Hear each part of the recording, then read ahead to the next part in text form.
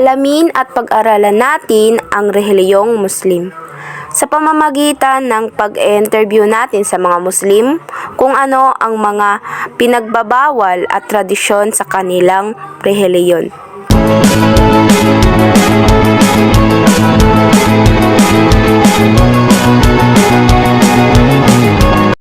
Tara, tanungin natin ang ating kaklase kung ano ang kanilang nalalaman tungkol sa relihiyon Islam or Muslim.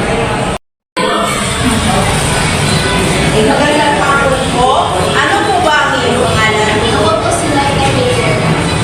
Pwede ka po ba namin tanungin para sa aming proyekto? Pwede naman. Ano po ba ang nalalaman mo tungkol sa relihiyon Muslim?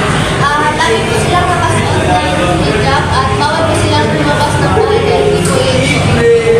At kaya po kanilang pananampalataya at magkakakuha ng kanilang simbahan sa may checkpoint. Ang pangalan ay Mosque at kanila namang Diyos ay si As. Salamat po sa pag-participate.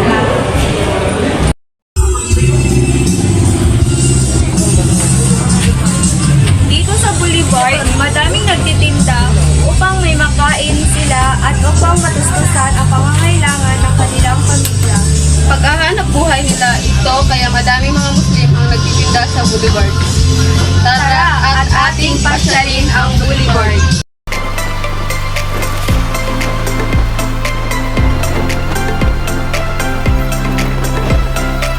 Unang tanong, bakit hindi makakain ng baboy ang isang Muslim? Nakakain ng baboy ang isang Muslim. Kasi yun lang binigay sa amin ng Allah na bawal ang baboy na kumain kami ng baboy kasi tao yan sa amin. Pangalawang tanong, ano ang halal? Ang halal sa mga Muslim. Kanang chicken, kanang mga gulay, lunas, mga gulay, tapos doon, karne, kaunti sa karne, pero kailangan kami ang may ritual ka na sa may kasaunan ka na sa dato. So, bawal mo balik na yan sa siya. So, kailangan kami dito kapay. Ikatatlong tanong, bakit ang mga Muslim ay hindi maaaring uminom ng mga inuming may alkohol? Bakit ang mga Muslim ay hindi maaaring uminom ng mga inuming may alkohol? Kasi bawal sa amin eh. Uminom ng alak. Ikaapat na tanong, sino ang makakapagpasya kung sino ang mapupunta sa langit at impyerno? Makakapagpasya kung sino ang mapupunta sa langit at impyerno. Actually, walang makapagpapasya maliban sa atin sa mismo sa atin. Alam na natin kung saan tayo makapunta sa langit kung sa impyerno. Kung paniwala mo makapunta ka sa langit, hindi sa iyo yun.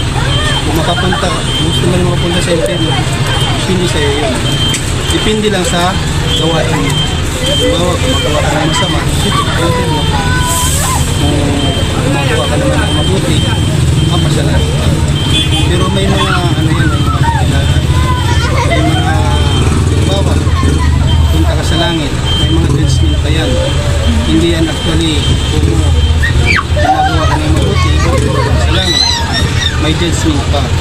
Titingnan kung anong mabuti na ginawa. Panghuling tanong, ano ang itinuturo sa Islam? Ano ang itinuturo sa Islam? Itinuturo sa amin ng magre-respeto sa bawat religion, sa bawat kapwa-tao namin, at saka yung isa pa yung pagsisimba namin sa isang araw 5 beses. At saka yung parang pag-aaral din sa amin sa Arabic. Yun lang. Salamat.